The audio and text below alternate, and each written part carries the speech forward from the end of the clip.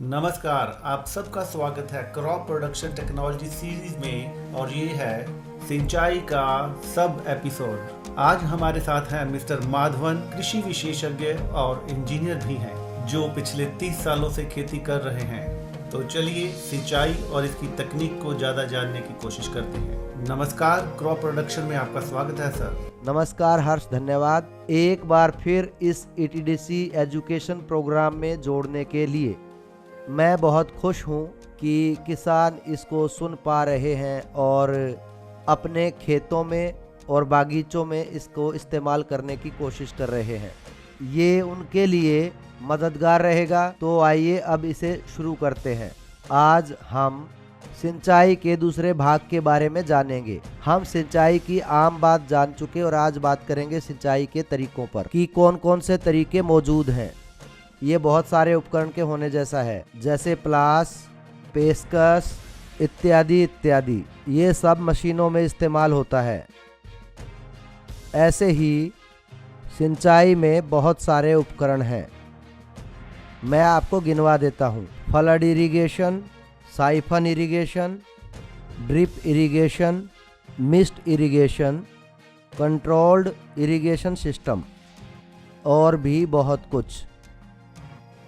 आमतौर पर ज़्यादातर किसान भाई फ्लड इरिगेशन को अपनाते हैं, जिसमें आप पानी खेतों में बहने के लिए छोड़ देते हैं। बिल्कुल आसान है और इसके बारे में शायद मैंने पिछले एपिसोड में बताया था कि ये बहुत ज़्यादा हानिकारक होती है। कुछ खास लाभ नहीं है। 90% फ्लड इरिगेशन हानिकारक होती है, पर इसका इस्तेमाल करते हैं और पानी वेस्ट करते हैं। जैसा मैंने पहले भी कहा, मैं दोबारा से बोल रहा हूँ, हम उत्पादकता कम करने के लिए सिंचाई कर रहे हैं। ऐसा करके हम पौधे को हानि पहुँचाते हैं अच्छी उत्पादकता के लिए। अगली है साइफन इरिगेशन। हमने एक फ़ोटो के माध्यम से दिखाया है कि साइफन इरिगेशन क्या होता है। ये कुछ खास नहीं होती है। बस आपके बगीचे में ही एक आधे इंच की पाइप लगा दिया जाता है मेन कैनाल से जोड़कर, जो कि छोटे कैनालों के जरिए खेत में पानी पहुंचाते हैं। फरो भी आपके खेतों में धीरे धीरे सिंचाई करेगी। खेतों में ज़्यादा पानी भरने की बजाय ये अधिक बेहतर होती है। सिंचाई एक विज्ञान है, जैसा कि मैं हमेशा ही कहता रहा हूँ। ये कोई कैलेंडर को देख के करने वाला काम नहीं है, या कोई भी तरीका चुनकर ये कहें कि ये बेहतर है या वो बेहतर है। हम इसे इस तरीके से नहीं समझ सकते। हमें ये समझना होगा कि पौधे को क्या चाहिए। सही तरीके से चलें कर रहा हूँ। सिंचाई क्यों करनी है, उस तरीके से सोचें और आप तय करें कि कौन सा तरीका इसके लिए सही है। साइफनिंग के लिए हम कहते हैं कि पानी के लिए इसका थोड़ा बहाव ही काफ़ी है। ऐसा कहने पर अब मैं इसको भूमि की तैयारी से जोड़ने की कोशिश करता हूँ। वहाँ पर मैंने बताया था कि सिजलिंग बहुत ही ज़रूरी है। वो भी सिंचाई को अच्छा बनाने के लिए अपना बहुत ही महत्वपूर्ण योगदान निभाता है। ध्यान रखें, इसकी ज़रूरत आपकी सिंचाई से जुड़ी है। अब सिंचाई, जो कि एक विज्ञान है, आपके पौधे की फिजियोलॉजी एक्टिविटी से भी जुड़ी है। आप कृपया इसे इस तरीके से समझें, ये बीज उगने की शुरुआती स्टेज है। अभी बस फसल उगनी शुरू हुई है। उसके बाद ये फसल फले फूलेगी और मर जाएगी। अब शुरुआत में जब फसल उगना शुरू करती है, जिसे हम जर्मिनेशन या स्पॉटिंग कहते हैं, उस समय फसल को थोड़ी ज़्यादा नमी चाहिए, बहुत ज़्यादा नहीं। इसलिए हम बताते हैं कि इसे हमेशा रिजर्व फ्लो से डालें। इसको नमी केवल इसलिए चाहिए कि वो बीज की ऊपरी सतह को नरम कर दे और बीज को फूटने में आसानी हो। तो अपनी सिंचाई के तरीके को चुन लें, जो आधारित हो नंबर 1 मिट्टी के प्रकार पर, नंबर 2 जो फसल आप उगा रहे हैं, नंबर 3 जमीन के आधार पर।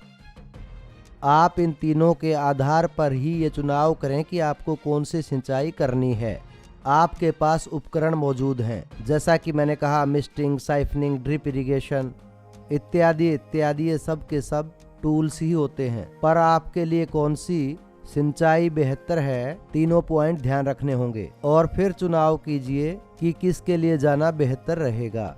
ज़्यादातर यही सोचते हैं कि ड्रिप इरिगेशन सूखे के लिए या पानी बचाने के लिए होती है।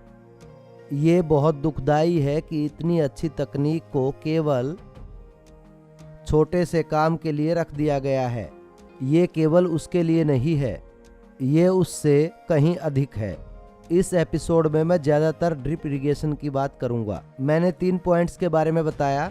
मिट्टी के प्रकार, एग्रोनॉमिकल कंडीशन और फसल आपको चुननी है। उदाहरण के तौर पर यदि आप ड्रिप सिंचाई को चुनना चाहते हैं, जो पॉइंट्स आपको ध्यान रखने होंगे ड्रिप के लिए। पहला पॉइंट है कि आपके पास 24 घंटे बिजली उपलब्ध होनी चाहिए। नंबर 2, आपकी मिट्टी किस प्रकार की है। नंबर 3, जब मैं प्रकार कहता हूं तो बताएं कि आपकी मिट्टी किस तरह की है। मतलब कि मिट्टी में क्या क्या है, क्ले कंटेंट क्या है, उसमें कौन कौन से तत्व मौजूद हैं। हम फिजिकल कैरेक्टरिस्टिक की बात कर रहे हैं, केमिकल की नहीं, वो तो पौधों के लिए है। तो उसकी फिजिकल कैरेक्टरिस्टिक ये तय करेगी हमें अच्छे से ड्रिप इरिगेशन का इस्तेमाल कैसे करना है। अगला पॉइंट जो हमें ध्यान रखना है वो है पानी की गुणवत्ता। ड्रिप इरिगेशन का इस्तेमाल करते वक्त इन चीज़ों का ध्यान अवश्य रखें। सूखा पड़ने के कारण ऐसा नहीं है आप गंदा पानी या सोडिक पानी डालें, इससे पूरा का पूरा सिस्टम खराब हो जाएगा। सोचिए आपके पास बिजली है ही नहीं, आपको केवल 4 घंटे बिजली मिलती है। केवल उन 4 घंटों में ड्रिप करके और बाकी 8 घंटे कुछ नहीं, बहुत बड़ी हानि है। ड्रिप का मतलब है कि आपको पौधे की ज़रूरत के हिसाब से सिंचाई करनी होगी, ना कि उस सतह को लगातार गीला करके। ऐसा करना अच्छा तरीका नहीं है। जब भी आप ड्रिप प्रयोग करें इन बातों का जरूर ध्यान रखें, वरना ड्रिप इरिगेशन उतनी उत्पादकता नहीं दे पाएगी जितनी कि उसको देनी चाहिए। ये बहुत ही अद्भुत टूल है। इसको केवल ये सोचकर इस्तेमाल कि इससे पानी बचता है और ये खरपतवार को कम करता है, ऐसा कुछ भी नहीं है। ये क्या कर सकता है, ये मिथ्य है। अगर हम इन बिंदुओं का ध्यान रखते हुए इसका इस्तेमाल करें जो कि मैंने बताई थी, पानी की गुणवत्ता और 24 घंटा बिजली, ताकि आप जब भी पानी देना चाहें दे पाएं और जब नहीं चाहिए तो नहीं। आपको ये ड्रिप अपनी मिट्टी के आधार पर चुननी होंगी। आपकी फसल को उगाने से लेकर उसे काटने तक पानी की ज़रूरत बदलती रहती है। जब आप बीज बोएं शायद आपको उस दिन कम पानी की ज़रूरत हो ताकि बीज मुलायम हो जाए और बीज जल्दी से फूट जाए, इसी की ज़रूरत है। उस वक्त आपके पास बिजली नहीं होगी तो ज़रा सोचिए क्या होगा। आप ड्रिप को दोष नहीं दे सकते। अब फर्टिगेशन, सब कहते हैं कि ड्रिप को फर्टिगेट नहीं किया जा सकता सिवाय मोबाइल एलिमेंट के। हमने मिट्टी परीक्षण में आपको मोबाइल और इमोबाइल के बारे में बताया था। तो मोबाइल और इमोबाइल महत्वपूर्ण भूमिका निभाते हैं फर्टिगेशन सिस्टम में। मतलब कि मिट्टी की विशेषताएं बताएंगी कि जड़ों में कौन कौन से पोषक तत्व मौजूद हैं। मैं आपको कंफ्यूज नहीं कर रहा, कृपया धीरे धीरे आगे बढ़ें वरना आपकी ड्रिप सही तरीके से काम नहीं करेगी। अगर आप चाहते हैं कि ड्रिप बहुत अच्छे से काम करे और आपको अधिक से अधिक उत्पादकता मिले इस उच्च स्तरीय तकनीक का इस्तेमाल करके, ऐसा ना सोचें कि केवल ये पानी बचाने के लिए है। ये तो इसका सबसे छोटा काम है, ये और भी काम करती है। मैंने कहा पौधे की फिजियोलॉजी एक्टिविटी। वनस्पतिक अवस्था में बढ़ने के बाद इसको स्ट्रेस की ज़रूरत होती है। फसल को कुछ हद तक स्ट्रेस की ज़रूरत है। एक ही जगह से लगातार ड्रिपिंग करने से जड़ों को खेत में पोषक तत्व मिलने से रोक दिया जाता है। जैसा कि आप सब जानते हैं पौधे अपने आप नहीं खा सकते, इसे हमें आयोनाइज्ड फॉर्म में खाना देना होता है। इसे पानी में घोलना होगा और घुलने के बाद इसकी नमी रूट एक्शन के द्वारा सोख ली जाती है। इसी तरह पौधों को पोषक तत्व मिलते हैं। अब आप लगातार ड्रिपिंग ही कर रहे हैं। एक ही जगह को बार बार गीला करना आपके पौधों को सुला सकता है। अगर ये चिकनी मिट्टी है, इसको समझें कि चिकनी मिट्टी में ड्रिप अलग तरीके से काम करेगी, रेतीली मिट्टी में अलग तरीके से काम करेगी। यदि ये कैलकेरियस है तो ये अलग है। मतलब कैलकेरियस, चिकनी, रेतीली, ये सब मिट्टी की विशेषताएं हैं। मतलब मिट्टी कैसी दिखती है, ये विशेषताएं मिट्टी की होल्डिंग कैपेसिटी बताएंगे और होल्डिंग कैपेसिटी के आधार पर आप बता सकते हैं कि ये ड्रिप सिस्टम आपके काम का है कि नहीं। इसी तरह ड्रिप सिस्टम लगाने से पहले आपको पौधे की फिजियोलॉजी समझनी होगी। मान लीजिए आप साइफनिंग तरीके से सिंचाई कर रहे हैं, तो इसमें हम पानी को बहा नहीं रहे हैं, हम साइफनिंग तरीके से सिंचाई करते हुए बहुत अच्छे से पानी दे रहे हैं। इन नालियों से सिंचाई करने के लिए जैसा कि हमने सिजलिंग कर रखी है, तो पानी नीचे की ओर उतर जाता है और कैपिलरी एक्शन से जड़ें इसे सोख लेती हैं। ये सिंचाई का विज्ञान है। ऐसा ही ड्रिप में भी होता है। पर अगर आप एक ही जगह पर पानी बहाते रहेंगे तो ड्रिपर्स, जब मैं ड्रिपर्स की बात करता हूं तो ड्रिपर्स को चुनना, हर 45 सेकंड पर एक ड्रिप होती है जिसे हम ड्रिपर पॉइंट्स कहते हैं। ये आपको देता है 1 litre, 1.5 litre, 2 litre, 3 litre, 5 litre. ये टूल्स का गुच्छा है। कैसे चुनेंगे? फसल के आधार पर। आज आपके पास, उदाहरण के तौर पर आज आपके पास धान है, शिमला मिर्च की धान की ज़रूरतें थोड़ी ज़्यादा होती हैं, ये संतुलित नहीं है। आप धान के लिए ड्रिप का प्रयोग कर सकते हैं, शिमला मिर्च के लिए भी ड्रिप का प्रयोग कर सकते हैं। वो सिस्टम आपकी फसल के लिए सही रहेगा। अगर आपकी मिट्टी चिकनी है तो फर्टिगेशन एक अलग चीज़ है। फर्टिगेशन का प्रभाव 80% तक कम हो जाएगा। नाइट्रोजन के अलावा बोरोन, बहुत सारी चीज़ उस तक नहीं पहुंच पाएंगी। आप ज़्यादा लाभ नहीं उठा पाएंगे अगर बिजली नहीं होगी ड्रिप को इस्तेमाल करते हुए। मैं मुंह से खा रहा हूं और ग्लूकोज दे रहा हूं, क्या ग्लूकोज मेरे मुंह के लिए विकल्प हो सकता है? सोचिए। सलाइन दिया जाता है आपातकालीन स्थिति में, जब आप निगल नहीं पाते हैं या आप निगलने की स्थिति में नहीं होते, उस समय डॉक्टर आपको ग्लूकोज देता है ताकि हमारे अंग काम करते रहें। डॉक्टर सोच समझकर हमें एनर्जी देता है, पर यह हमेशा के लिए नहीं है। ये केवल थोड़े समय के लिए होता है। उसके बाद डॉक्टर आपको योग्य बना देंगे कि आप अपने मुंह से खा पाएं। ये सोखने का अच्छा तरीका है और सब पोषक तत्व आपको मिलेंगे। नाइट्रोजन को छोड़कर फर्टिगेशन नहीं करनी चाहिए। भारत में मुझे एक मुश्किल आई है ड्रिप के लिए। रोडेंट्स के बारे में आप जानते होंगे, और कुत्ते पूरी जगह घूम जाते हैं, पता नहीं इन पर काबू कैसे पाएं, जैसे चूहे। हाँ, प्यासे होने के कारण वो इस ड्रिप को काट लेते हैं, पाइप को काटकर पानी पीते हैं, और जब उनको पानी नहीं मिलता है तो वो नाराज होकर सारे पाइप काट देते हैं। मान लीजिए आपके पास लगभग 100 फीट की दूरी पर आपके पास एक पाइप है और आप हर रोज 22,000 फीट को चेक नहीं कर सकते हैं। आपको मेंटेनेंस पार्ट पर भी ध्यान देना होगा। ये बहुत ही महत्वपूर्ण उपकरण है, जैसे मैं बार बार बोल रहा हूँ। ये टेक्नोलॉजी का एक हिस्सा है, पर इन सब मुसीबतों का कैसे सामना करें, मैं जो करता था उसकी एक तस्वीर दिखा दूंगा। जहां पर भी मैं ड्रिप करता था, भारतवर्ष की जैसी कंडीशन है, मैं वहां मिट्टी का मटका या प्लेट रख देता था, तो ड्रिप अपना पानी मिट्टी के मटके या उस छोटी सी कले की प्लेट में डाल देगा।